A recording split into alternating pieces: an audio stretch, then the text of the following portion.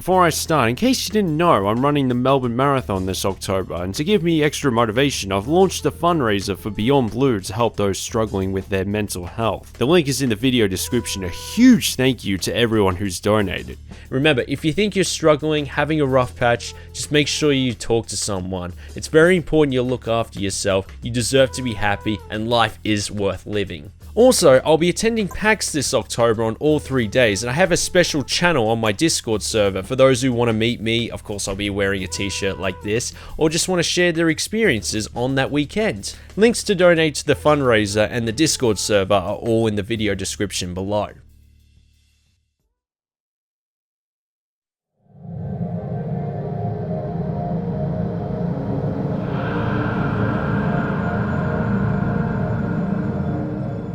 Takamasa Shichisawa, aka Nama-san, joined Polyphony Digital during development of Gran Turismo 2 to make the full motion cutscenes, and he asked director Kazunori Yamauchi if Polyphony could make a motorbike game with the same quality as Gran Turismo in the future, just weeks after joining them. It was rumored for a long time. In fact, there are unused files found in the code for Gran Turismo concept of bikes with the Tourist Trophy logo, suggesting a motorcycle game has been on the table as early as 2002. Kaz knew with the high quality resources used to make GT4 that a motorbike version was technically possible, but wanted to wait for the right person to take the reins since he didn't know as much about bikes, and that was former 10-year amateur motorcycle racer Nana-san. Beginning development almost immediately after Gran Turismo 4 was complete, taking only a year to make since it is basically GT4 but swapped the cars for motorbikes and the physics needed to handle one. They were hoping to knock on the door to the motorcycle world the same way they did with the first Gran Turismo to huge success. It was first announced at the 2005 Tokyo Game Show, which came as a small surprise as many were expecting Gran Turismo on the PSP or any progress on what would become Gran Turismo 5. And one thing they did to promote this game, similar to Jeremy Clarkson driving a Honda NSX at Laguna Seca, they got former world superbike champion Doug Pollin to try out the game against Nana-san at Samona Raceway, and went onto the track to compare it to the real deal. As well as other pro riders part of the Ducati team also said their praises of Tourist Trophy, calling it the best motorcycle sim racer out there. This was all said in a video on a bonus disc for the official PlayStation magazine, but I suppose there weren't as many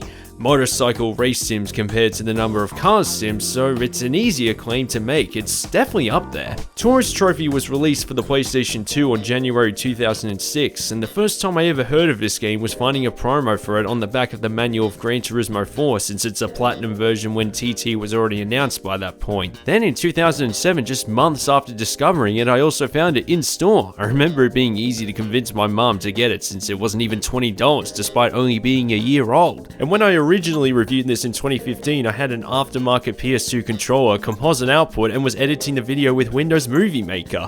But at the time of this video, I have over 8 years of reviewing video games, 23 years of riding motorbikes in real life, dirt and road, and 4 years of having a motorbike license, so I know a fair bit about how bike physics work.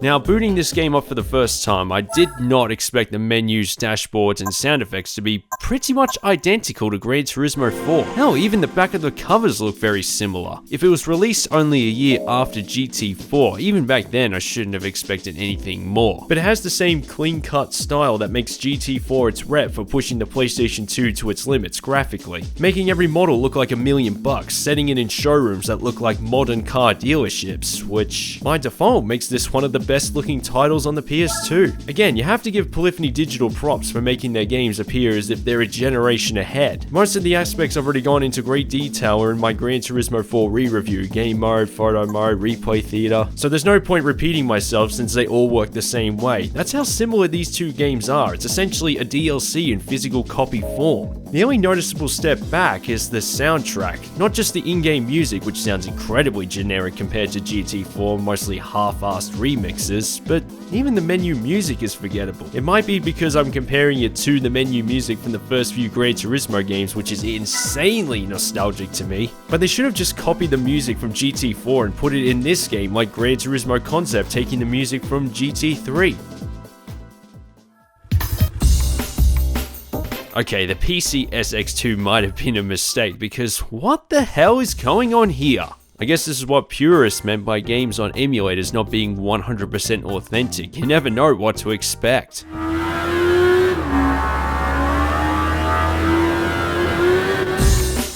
At first I was worried the game was virtually impossible to advance through the TT mode since these license tests are mandatory for progression, but after a bit of research you can switch around with the emulation settings to put the bike in the correct position before you start. Even if this comes with the added risk of causing the game to crash, so it helps to have a guide to set you on your way. I used the PCSX2 wiki site to help hurdle my way around this technical minefield to pass all the licenses, so thank you whoever created these notes. It also meant, however, I had to redo some of these tests despite previously passing them, which based on what I've said about the licenses in previous Gran Turismo reviews sounds like anybody's idea of hell, right? Well, I certainly don't want to do the same test more than once. Surprisingly, not really. The number of tests is halved from GT4 and it's not that hard to get closer to the goal. Some I even got at least all silver, unlocking more riding gear in the process. There's also no currency system in Tourist Trophy. You don't earn money from races, nor do you buy or sell bikes. Instead, there's a challenge mode where to unlock a bike from this whole showroom, you need to complete the challenge provided, whether it's overtake all the opponents in a certain number of laps or beat the target time. You basically have to overtake the bikes in front and stay in front for at least 10 seconds to win the challenge. I like that. It's a good way to test a bike without buying it, and with the overtake challenges, you don't have to do the full 3 laps, just stay in front and that's enough.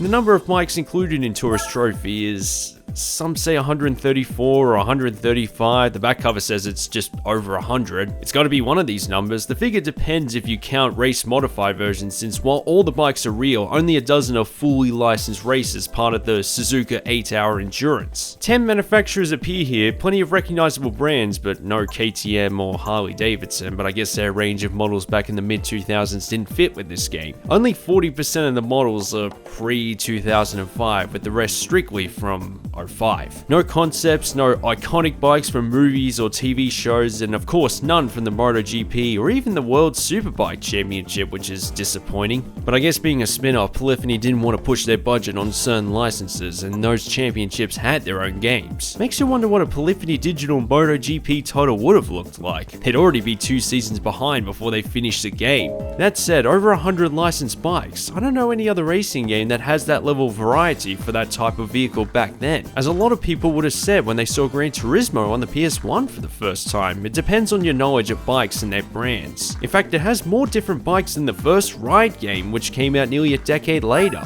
Unlike Gran Turismo, since you can actually see the person controlling the vehicle, you can also select which gear to put on your rider. Just note with the PCSX2, like the license test, I had to play around with the emulation settings to, well, see the rider. This is what it looked like normally. I wonder if an invisible rider is a secret unlockable in this game. This might be the first time a Gran Turismo, I mean it might as well be a GT game, to give the player, how can I put it, some personality. Their favorite number, riding gear with many different colors, which would have worked wonders online in particular if options weren't as limited. The closest thing you got to that feeling in Gran Turismo was what was in your garage. Because graphically it's on par with Gran Turismo 4, it also makes the bikes easier to control since the game runs so smoothly.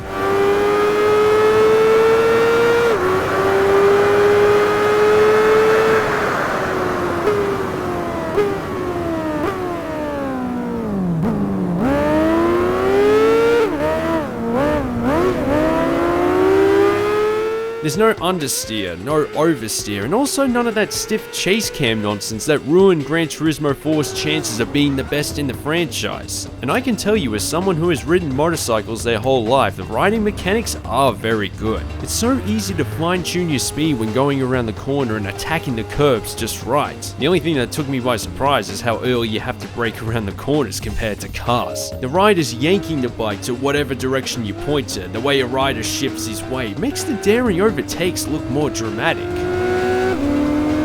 You can even pull a wheelie on some bikes. They don't serve any purpose, but if you can in real life and look cool, why not?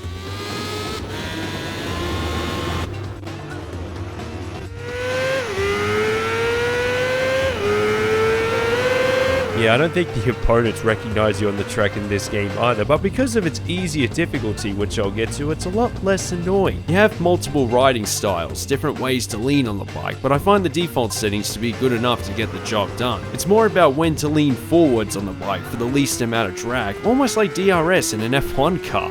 And whenever I use this camera view, I actually find myself leaning my body left and right slightly because that's what I do when I ride bikes in real life. It's a natural instinct. Hard to calculate where the wheels are when going around an apex, however. Initially, the arcade mode didn't even let you select from more than 2 bikes. The developers really wanted the player to make sure they knew how bike control works. If that's true, then I'm glad they didn't do it that way, because what about the players who want to come back to this game from time to time? I mean, isn't that what the license tests are for? I am confident in saying if you're used to sim races involving cars, you will be able to pick this game up and comprehend the controls without issue.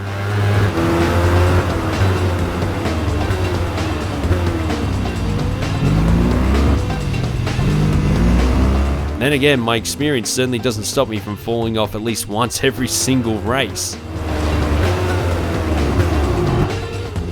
If you do, you just respawn back onto the track. There's no damage model for the bikes or the riders, so you can't just retire in the middle of a race after breaking all your bones. This does, however, make street circuit racing tricky since you're always leaning around the corners. And if you as much as touch a barrier, you fall off instantly like a speeder bike in Star Wars. This technically being a Gran Turismo game with all its original circuits, they're not designed for motorbikes, with only a few available for use in time trial mode like the Nürburgring and El Capitan because they're way too bumpy. I'm not saying they shouldn't be in this game, it's just part of the challenge and another example of even the fictional circuits not being 100% video game smooth. Being a racing simulator, if the roads are bumpy and you have 2 wheels instead of 4, you've got to be more careful.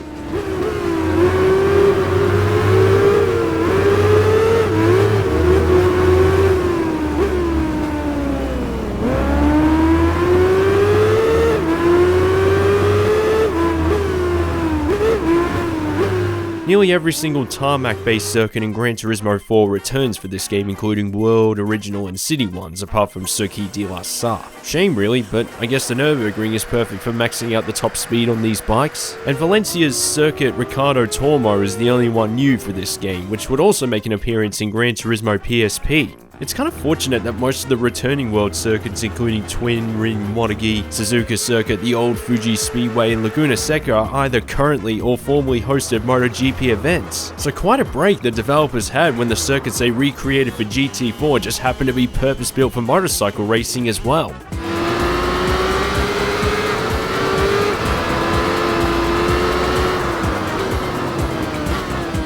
I thought that was going to be the final event of the Tourist Trophy mode, an unofficial Suzuka 8-hour endurance event. But since there's no ability to pit in this game, the longest races go for about 20 minutes. The TT mode contains a total of 24 events, so it's not a very long game, especially by Gran Turismo standards. But it has the same variety, whether it's the engine size, body, manufacturer. But what I don't get is how only the first few are road bikes, the rest force you to use a racing one after that. And some of the prize bikes you earn, they're only good for the first 4 events. I know this game is about bike collecting and building up your garage, but I wonder what's the point when you're not going to use them in the TT mode by then. You also have the option to modify them, but apart from tires for the longer events, I never had to change anything to win every single race in every single event of this game because, well, that's how easy this game is.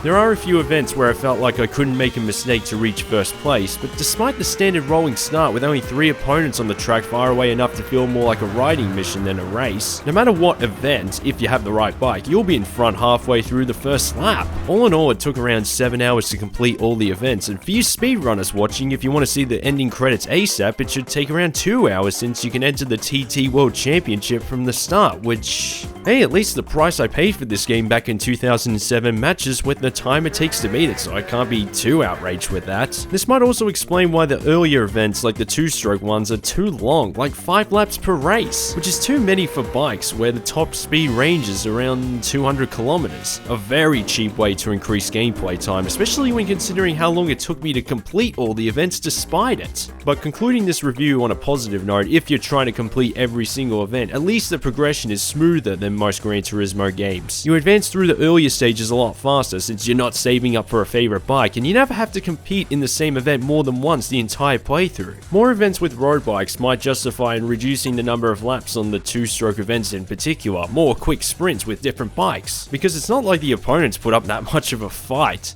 Now, given the success of the Gran Turismo series, I found it pretty surprising that just under 700,000 copies were sold worldwide, which... you get the idea. I honestly don't know anyone else who had this game on their PlayStation 2. It might have sold better if they put Gran Turismo in the title, like call it Gran Turismo Tourist Trophy. Despite this, there have been requests for a sequel, and Kazunori Yamauchi certainly hasn't denied it. Nowadays, this would most likely be a DLC for Gran Turismo 7, and they call it Tourist Trophy. We've seen plenty of games over the years that implement both cars and bikes, including Project Gotham Racing, Test Drive Unlimited, and Sony's own Drive Club. Do you think we'll see bikes in a Gran Turismo title in the future? Maybe GT7? In a way, Tourist Trophy gets rid of a lot of the issues I have with the GT series. Endless license tests, grinding your way through the first couple of events to afford something respectable. You never have to enter the same event more than once to complete this game, and when you're on the track, the bikes control well. It has a lot going for it. Good game. Regardless of your knowledge of motorcycles, Tourist Trophy is worth checking out as a Gran Turismo fan, especially if copies are really cheap.